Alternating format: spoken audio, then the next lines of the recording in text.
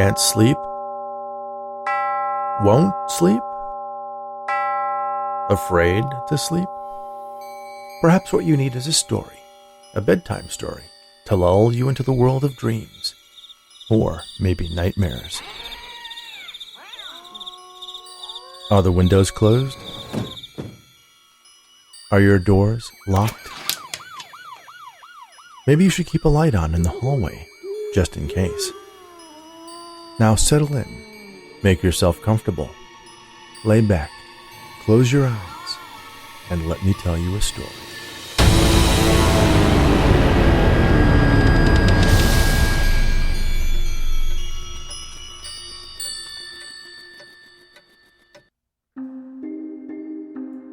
The Metaverse, a 3D computer-generated world that you can visit by wearing a special headset, seems to be all the rage these days. Everyone is excited about being able to travel to exotic places, meet new people from around the world, or even go to work without ever leaving your living room sofa. But do we fully know what's in store for us in that virtual reality? What happens to it when we turn it off? And what was there before we showed up? Virtual reality for dummies. The reason for the return? Dean asked the woman standing on the other side of the customer service counter. She hesitated for a moment before replying. They don't work the way they're supposed to. In what way? There are extra things in there. Dean inspected the virtual reality headset the woman had brought in. It was in the original box, but as was typical for returned electronics, it didn't quite fit back inside the packaging as it had originally. The device looked like a pair of high-tech ski goggles, only instead of tinted lenses, the wearer's eyes were covered by a combination of lenses and tiny video screens that projected a virtual 3D image in front of them. There were also cameras built into the device's frame, so that the user could experience an augmented reality, where information and avatars of other users could be viewed by the user, superimposed over the real world. He looked at the inside of the device, checking to make sure the lenses were free of any dirt or dust that might be causing the problem. I don't mean inside the headset. Well, not physically anyway. Dean set the goggles down. I'm not quite sure I know what you mean. Put them on, the woman suggested. You'll see. Grabbing a disinfecting wipe from the dispenser on the counter, Dean wiped down the soft padding around the rim of the goggles where they made a light-proof seal around the user's face. He used a can of compressed air to spray the interior, clearing it of anything that he might not be able to see. Then he turned the device on and lifted it to his face. It started in augmented reality mode. Dean saw the electronics shop and the customer who had brought the goggles in, as if there wasn't $1,000 of electronics blocking his view.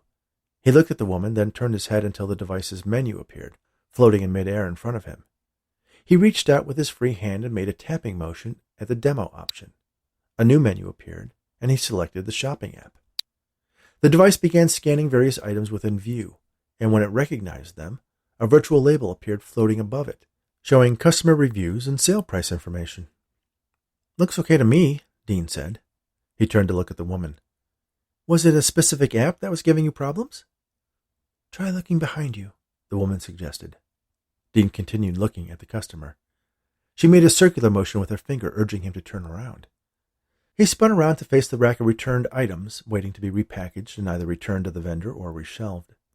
Standing in front of him was a beast, nearly 8 feet tall, with glowing yellow eyes and several pairs of horns protruding from the top and sides of its head, covered top to bottom in red fur. It opened its mouth, revealing multiple rows of glistening teeth like those of a shark. A deafening roar issued forth, its effects reaching deep into Dean's head and stomach, sending shivers down his spine. He tore the goggles away from his face, expecting to see the creature still standing in front of him, but there was nothing. Do you see what I mean? The woman asked. Dean realized that he was breathing heavily.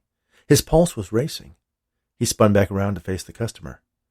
He was familiar with this VR headset. He had a pair himself at home. As far as he knew, the augmented reality shopping app did not have any demonic beasts in it. Did you upload any new software? Dean asked. No, the woman replied. I didn't add anything. It just started acting that way a couple days ago.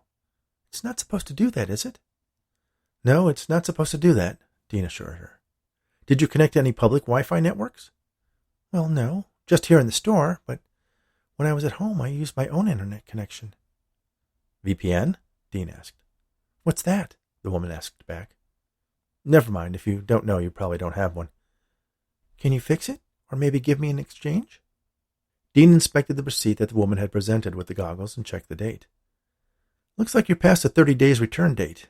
But if there is a defect, we can exchange it for a refurbished model. Refurbished? She asked. That doesn't seem right. It's brand new. I only used it a couple of times. It was sitting in the box for 4 weeks before I had a chance to try it out. Dean was suspicious of the woman's claim. No one would drop that much money on a luxury item like this and not want to try it out right away. Is it just in the shopping app? Shopping app? The woman inquired. I haven't tried that one yet. I was doing the virtual tour of the Louvre and a couple games. And the giant furry demon shows up in all of them?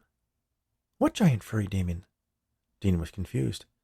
He put the goggles back on, then turned around to verify that the virtual beast was still there. Drool glistened on its white teeth, dripping down its pointy chin and forming moist trails in the dark red fur that covered its muscular chest. The creature took a step toward Dean, swiping at him with a large, meaty hand, the fingers of which ended in razor-sharp claws. He stepped back, then took the goggles away from his eyes. He looked back at the woman. Big, red, covered in fur, multiple sets of horns, big pointy teeth? Doesn't ring a bell, the woman replied. Then what were you talking about? She thought for a moment, as if searching her mind for the appropriate words to use. I guess I would call them bat crows. Bat crows? Bat crows. Kind of a cross between a bat and a crow. I figured, Dean said. I didn't see anything like that, just the big furry demon. Well, I didn't see anything but the bat crows, the woman insisted. Dean bit his lower lip, consulting his memory of the customer service training he had received for what to do in a situation like this. He came up empty. He turned his stare to the headset, inspecting it as if he could tell what was wrong just by looking at it. Maybe we should talk to your manager? The woman asked timidly. Dean involuntarily inhaled sharply through clenched teeth, making a hissing sound. His manager, the head of customer service, was ironically not a people person. The only thing he hated more than customers asking questions was employees interrupting his seemingly endless paperwork tasks to escalate an issue. He looked to see if either Eric or Mandy, his co-workers, were around, but both were out of sight. The woman was getting impatient, switching between glaring at Dean and the door on the wall behind him, nestled between the shelves of returned purchases, with a metallic nameplate reading Manager. Dean sighed. I'll see if he's available. He turned and walked the short distance to the door and lightly knocked. Come, said a high-pitched, nasally voice on the other side. Dean turned the knob and leaned into the office without actually stepping inside. Sorry to bother you, Kevin, he said, but I have a customer who's having an unusual problem with her VRX50, and she's past the 30 days return limit. Offer her a refurbished unit. She doesn't want a refurb. It's practically new. Kevin spun around in his office chair and glared at Dean over the lenses of his half-moon reading glasses. What's wrong with it? Dean took a moment to moisten his suddenly dry mouth before answering. It has extra things in it. What does that mean, extra things? Kevin asked. It appears there are random NPCs in the augmented reality field. The VRX50 doesn't do that. I know, but I checked it myself. There's something there, and it is rather disturbing. Kevin raised an eyebrow. Disturbing? Dean nodded. Kevin lifted himself out of his chair with an exaggerated effort. Dean stepped back as the manager emerged from the cluttered office, his face transforming from his usual resting grimace to an artificial smile that instantly turned to unadulterated ire when he saw who was standing on the other side of the counter. You, he said, his voice dripping with animosity. I'm sure I'm just as unhappy about needing to be here as you are to have to address my problem, she said. Kevin scoffed. Oh, I imagine I'm several orders of magnitude more unhappy than you are. He turned to Dean. I assume this is your first interaction with Ms. Underbranch? I think we've known each other long enough that you can call me Olivia, the woman replied. Nice to meet you, Olivia, Dean replied reflexively. You too, Dean, Olivia replied, reading his name from his badge. Kevin maintained his disgruntled demeanor. Ms. Underbranch, he said, is a frequent customer of customer service. It seems she is the unluckiest person in the world, as everything she purchases from this establishment turns out to have a problem. Not everything, The snacks I buy at the checkout lane are always quite tasty. I'm so glad to hear that, Kevin intoned sarcastically. He turned his attention to the headset resting on the counter. This is the offending device? He asked in a way that discouraged an answer. Olivia answered anyway. Yes, it's got extra things in it. So my subordinate told me. Put it on, Olivia suggested. No, thank you. I am of the percentage of the population who finds virtual and augmented reality, 3D movies, and most amusement park rides extremely nauseating. He turned to Dean. Go get the HD. The HD? Dean asked. Kevin almost imperceptibly rolled his eyes and shook his head as he explained what was perfectly obvious to himself.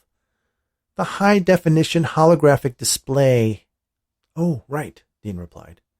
He stepped around the counter to fetch the specialized monitor that was on a portable display in the computer section of the store. Meanwhile, Kevin fished through a box of cables until he found the one he was looking for. He plugged one end into a small socket on the side of the headset. Then he held the other in his hand while he waited for Dean to return. You know, I haven't had any problems with that robot vacuum I bought last year, Olivia mentioned casually. That's nice, Kevin replied. Dean returned with the monitor. He handed the power cord to Kevin, and Kevin handed Dean the other end of the cable attached to the headset, and both met set their respective plugs into the appropriate sockets. The HD came to life, showing what the headset was seeing in a rather impressive glasses-free 3D. It showed the part of the store that the goggles were pointed at with the shopping app's augmented reality tags seemingly floating in midair. Those are supposed to be there, Kevin said. Not those, Dean replied. He picked up the headset and pointed it behind the counter to the spot where he had seen the vicious creature moments before. The monitor reproduced the back wall of the customer service counter perfectly, without the presence of any roaring horned beasts. What am I supposed to be seeing? Kevin asked. Try putting it up at the ceiling, Olivia suggested. Dean tilted the headset up toward the spiderweb of beams that supported the roof. Something appeared to have flown out of one corner of the display. There, did you see it? Olivia asked. Dean shook his head. Kevin simply glared. I'm telling you, there are things in there. Maybe they're only visible if you're wearing it, she postulated. Kevin took in a deep breath. How would that make any difference? It doesn't know if it's strapped to your head or not. Actually, Dean offered timidly, there's a sensor to track eye movement, so technically it does know if you're wearing it.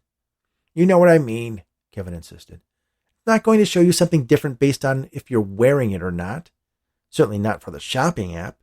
It's a straightforward augmented reality application. He turned to Olivia. Looks like you're the proud owner of a perfectly working electronic device. Thank you for shopping with us. He picked up the headset and handed it to the woman.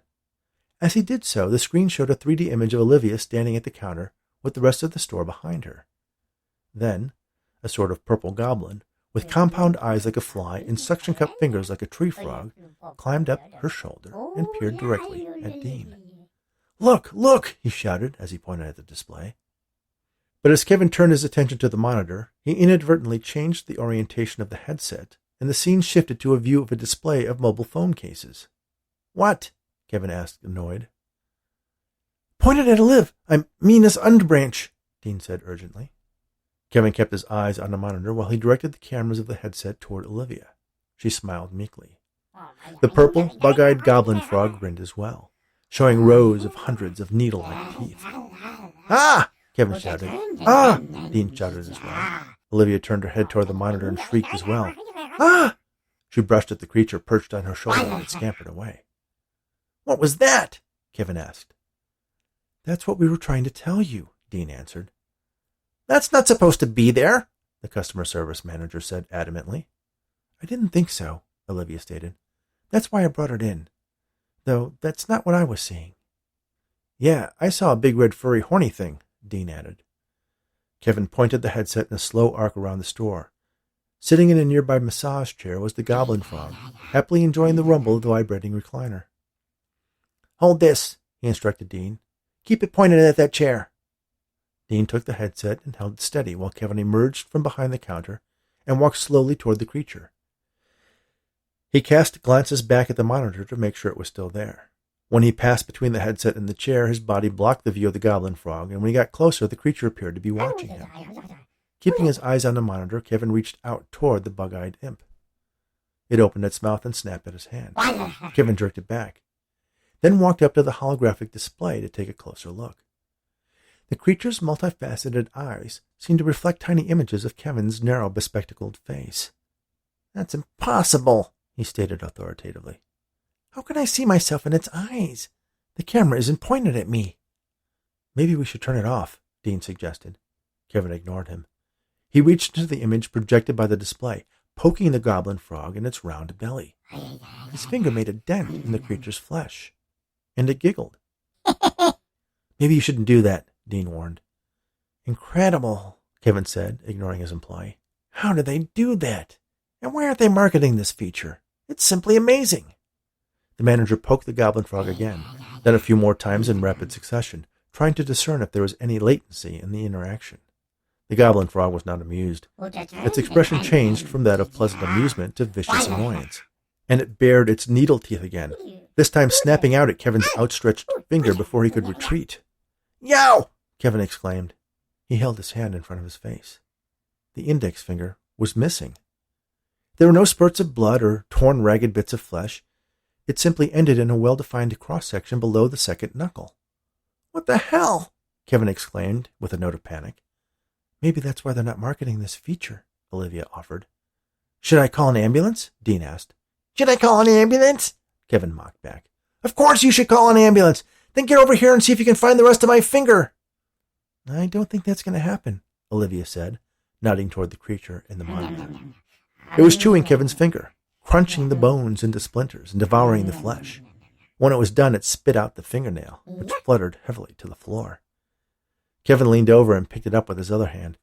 There was still a bit of bloody tissue attached. Revolted, he dropped it.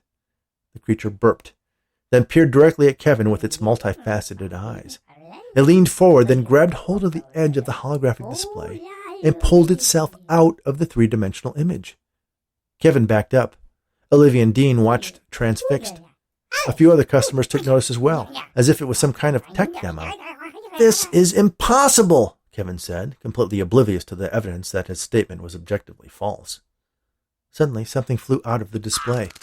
It had the head of a hook-beaked raven, but instead of being covered with feathers, its wings were black, leathery skin stretched over a twisted skeletal structure that resembled that of a bat.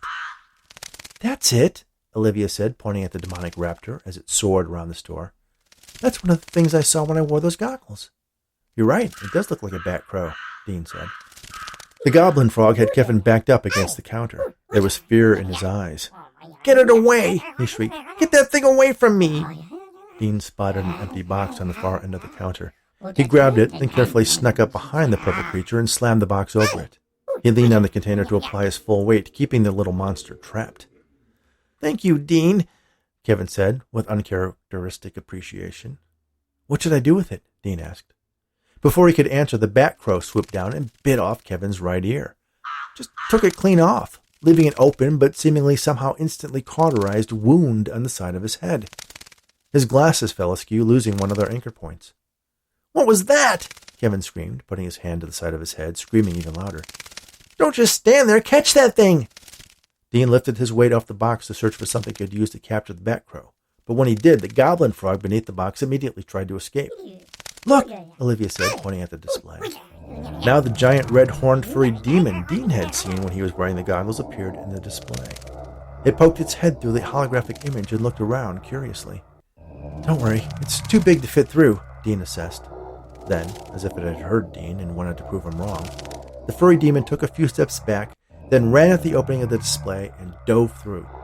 It landed with a store-shaking thud, a little dazed, but quickly recovered and raised itself to its full 8-foot-plus height. The furry demon opened its mouth and roared, that same bone-chilling, gut-squishing howl Dean had heard when he was wearing the goggles. Then it reached out for Kevin, picked him up in one massive clawed hand by the waist, and bit off his head. Kevin's body went limp.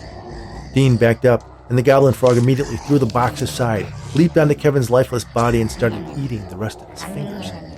A bat crow alighted at the furry demon's feet and pecked at the scraps of flesh that fell to the floor as the giant horned monster chewed messily. More bat crows flew out of the monitor and fought each other for scraps like seagulls battling over a discarded French fry. "Turn it off," Olivia said. Dean didn't hear her at first. He watched as the furry demon consumed Kevin's body in increasingly larger bites, while the goblin frog tore off pieces to satisfy its own hunger. "Turn it off!" Olivia repeated. Dean looked at her, the words finally registering, and he reached for the headset and flipped the power toggle on the side. The monitor went blank. The creatures disappeared, as did the last morsels of Kevin. Applause broke out. While Kevin was being consumed, a crowd of customers had gathered around the customer service desk, and apparently had thought the whole thing was a show, an impromptu demo of some sort of new holographic projection tech. Most of the shoppers quickly lost interest. Some turned to the nearest sales reps and asked how much that cool monitor cost. Dean was amazed at the alacrity of the associates who quickly converted the customers' questions into potential sales of one of their biggest ticket items. He stepped back around to the other side of the counter.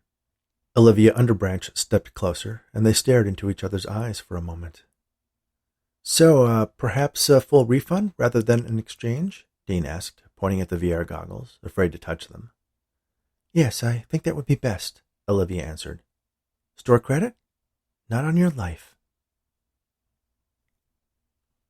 Thank you for listening to Virtual Reality for Dummies, written especially for the Bedtime Stories for Insomniacs Fiction podcast by Rich Hosek.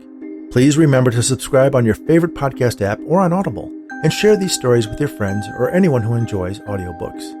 Speaking of audiobooks, if you're a fan of the paranormal, Near Death, A Rainy Day Investigation is currently being serialized on this very podcast. New chapters are posted weekly, and you can find an entertaining review on the 1 Hour Book Club podcast. If you're looking for other original story podcasts, check out As Read by Me at, not surprisingly, asreadbyme.com. They have an eclectic mix of fiction, poetry, and essays that are sure to keep you entertained, all read by the authors. You can find out more about this podcast and the host of Bedtime Stories for Insomniacs at richhosek.com. Thanks again, and all the very best.